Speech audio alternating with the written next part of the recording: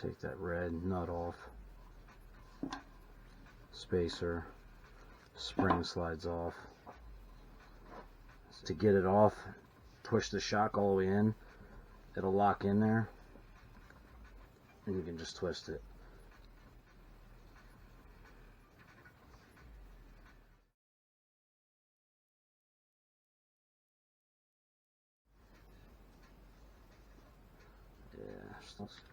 You can use the alien tool to get this off. When you pop this little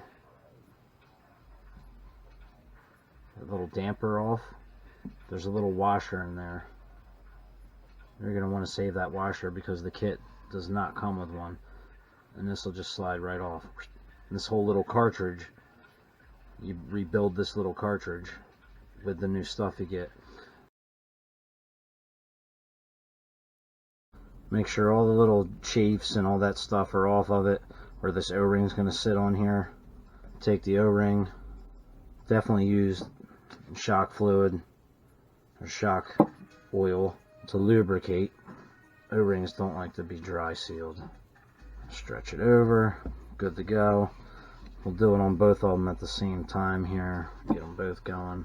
It just snaps into place, all nicey nice. So you're going to take first O-ring, definitely lubricate it. O-ring goes in, then your spacer,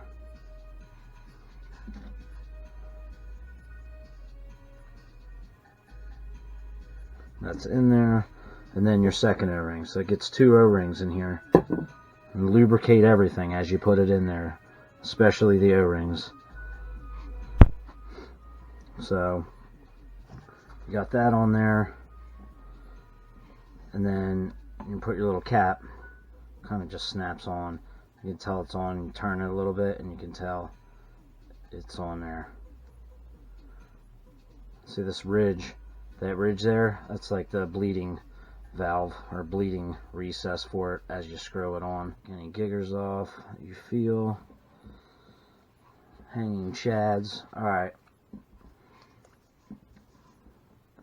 then you saved your little spacers from earlier, so little pick tool and pick these bad boys off and transfer them over to your new pieces here. And these get pushed on after you put your cartridge on. Lube the shock shaft.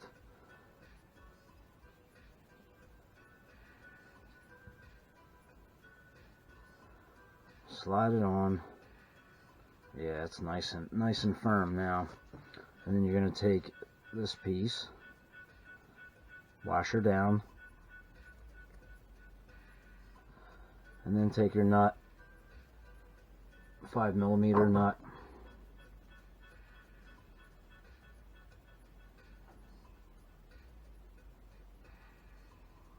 just tight, snug. Alright, so we're good. I'm using 710 CST 50 weight Team Losi silicone. I like it. I use it in every single thing I own. I had the same weight, same thing, or I'll use 40 weight. It's like 5 something CST, I forget. You fill these shocks now, and basically you just refill them to the bottom where the thread stops in here. You'll see a little line, there's like a little ridge. Just fill it to that ridge.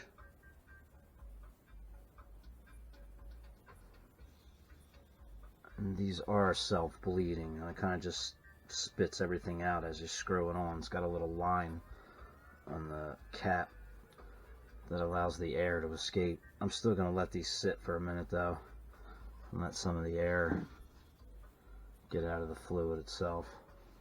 So I let the shock sit for a little bit.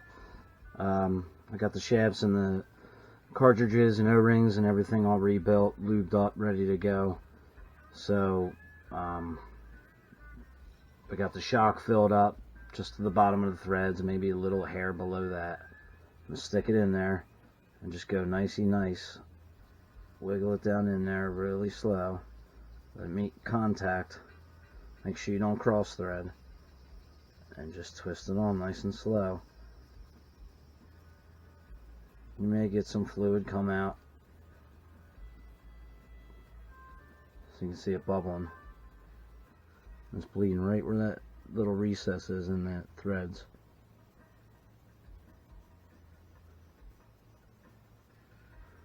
It's kind of nice having this orange O-ring, because you can see when you have it buried inside the shock body and you know it's far enough.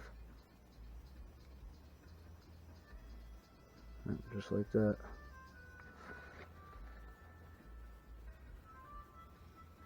There we go. So I'll actually go ahead and use the tool here, tighten it just a little bit more. That's it. Let's go ahead and reassemble this. Spring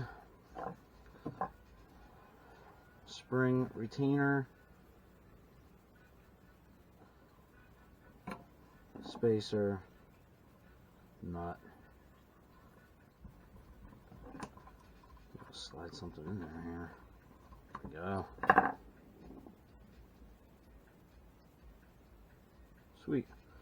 That's how you rebuild the shocks on an Arrma Big Rock. That's how you rebuild the shocks on an Arrma Sentin. That's how you rebuild the shocks on a Typhon 3S, Granite, Vortex, and probably a few others that I'm not thinking of. Hopefully that's helpful. Peace.